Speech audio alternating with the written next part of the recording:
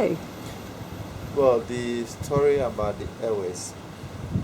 The Ewes are one of the ethnic group uh, in West Africa, and they are found basically within the Volta region of Ghana, the southern portion of Togo, and also in Benin. This is as a result of migration. Now, the Ewes were in one of the kingdoms in the olden days, a kingdom called Ngochie, the kingdom of Ngochie, spelled Notse. This kingdom at a point in time was ruled by a very wicked king by name King Agokoli, and he was very wicked that he ruled the people with an iron hand, with a lot of barbaric cultural practices, to the extent that he even walled the whole kingdom of Ngochie, which is currently found in some part of the present day Togo. He walled the kingdom, as I said, and also have only one entrance, which was also serving as the same as the exit. And that entrance or exit was guarded by the king's warriors or the king's soldiers. And anytime a group of people want to go out, probably to farm or to do other things, they are being policed by the king warriors so that they don't run away. Many of the people in that kingdom had different ethnic backgrounds. So many of them tried to escape, but they found it very difficult. So one day, the elders of the Ewes sat and tried to think about how best they could escape from the wicked king Agokoli. During their deliberation, a brilliant idea came to them. The idea was that they were going to inform their various wives and children, including themselves, that anytime they wash their clothes, they wash their cooking utensils, or they use water to do anything, they are supposed to throw the water at a particular portion of the wall, which they did inform their wives and children. So they did that for some time. And because the wall was made out of clay, constant rain, water being splashed at a particular portion uh, made that portion weak. So one day, the elders of the Ewe tested that portion and they saw that it was weak. So they informed the various families in the Ewe ethnic group that night they were going to escape. So they should gather all their belongings. So they did gather their belongings, including their animals, goats, sheep. They were rearing all that in the kingdom. So in during the night, they managed and broke the wall and escaped. Because the kingdom had only one entrance and exit, the king warriors don't normally go around the kingdom during the night. They only do that once in the morning to see how things are going. They are always at the entrance. So in the night, the Ewes managed to escape. As soon as they got out of the kingdom through the broken wall, they started walking backwards. They walked backwards for some time before changed and started walking forward. This was also part of the plans by the leaders of the Ewe group. So morning came, and the king's warriors were going around, and they discovered that the portion of the wall has been broken. They quickly informed the king, and the king ordered them to chase after those who have escaped. So as they followed and followed, they got to a point and one of the warriors stopped and drew the attention of the other warriors to the footsteps on the ground. They saw that the footsteps was pointing to the kingdom. And if a footstep is pointing to the kingdom, that shows that people were rather entering into the kingdom. And this was a strategy that the Ewes adopted. Because as I said earlier on, they walk backwards. And when you walk backwards, your footsteps point this direction forward. This direction. So that helped the Ewe that helped them to escape successfully. The warriors went back to the king and informed them of what they saw. So the king was convinced that nobody escaped, but rather people were entering. Because the kingdom was made up of many other ethnic groups, the king was not able to identify who and who has escaped for some time until for some time that they discovered that truly some people have escaped. By that time, the Ewes have managed to escape, and they started moving southwards.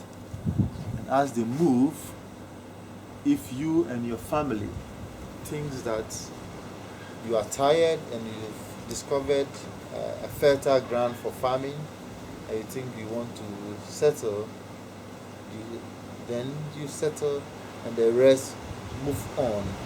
And as they move southward, they also move west and eastwards also, until some of the last group got to the coast of Togo, and then also spread to the west and then the east. This have the link or the reason why the Ewe language of the Ewe, cut across these three countries: the Volta region in Ghana, mostly the southern portion of Togo, and also southern portion of Benin. For example, I am an Ewe in Ghana. Anytime I travel to Togo, Benin, especially at the southern sector, I am able to communicate with them, and they understand me in the same way. When they speak, I also understand them, even though the dialect have changed a little because of the influence of other languages that they came across and we also came across. There has been some influence in the language, but when they speak, I understand, and when I also speak, they understand. So that is about the migration of the Ewes within these three countries. Some people have also traced the language Ewe to be part of the Bantu language. Some further researchers have been able to do that, and because of migration, many of these languages spread. Currently in Ghana, it is estimated that about 42, some books say 46, different languages and dialects are spoken in this small country of ours. Some of the languages are similar to others, but others are also different. But the main ones are the Ewes, the Ewe language, the Akan language. And the Akan language comprises the Ashanti Twi, which is spoken in the Ashanti region. We also have the Fantis, that is spoken mainly in the central region, and also the Equiapem Twi, spoken in some part of the eastern region of Ghana, around the Equiapem area, and we also have the Guans. This forms part of the Akan language. The Akan language is the most commonest or the most popular language in Ghana. This is because it is quite easy to learn compared to other languages, other local languages. And also because during the Ashanti Kingdom, they managed to conquer many other states further from the Ashanti area. And when they conquer a place, they try to leave their people there. So their language was also able to spread. So that also contributes to the Ashanti Twi being widely spoken in the country. At a point in time, some people even want to suggest that we should make the Twi one of our international language, but the other ethnic groups say no. If they do that, then the Ashantis will feel proud and they would like to dominate. Apart from these two languages, the Ewe and then the Akan languages, we also have the Ga language, GA. And this Ga language is a language spoken by the original people of the Greater Accra region. I'm saying the original people because they were the first settlers within the Greater Accra region.